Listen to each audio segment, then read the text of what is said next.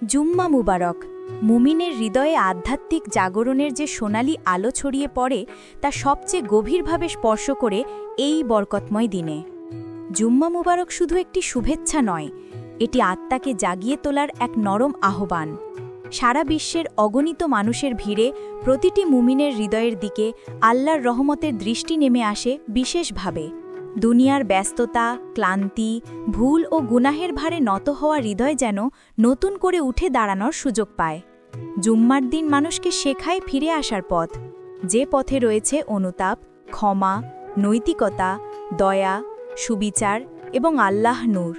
খুতবার প্রতিটি শব্দ, কোরআনের প্রতিটি আয়াত, দোয়ার প্রতিটি আবেদন মনে করিয়ে দেয় মানুষ শুধু দেহ নয়, মানুষ এক আত্মা, যার শান্তি আল্লাহর দিকে ফিরে যাওয়ার মধ্যেই। এই দিন মানুষের হৃদয়ে এমন এক প্রশান্তি এনে দেয় যা দুনিয়ার কোনো অর্জনে পাওয়া যায় না। জুম্মা মুবারক আমাদের সমাজকেও একত্র করে। ভ্রাতৃত্ব, সহানুভূতি, সততা এবং মানবতার বন্ধন আরও শক্তিশালী হয়। আত্মার অহংকার ভেঙে যায়, হৃদয় জন্ম নেয় বিনয়।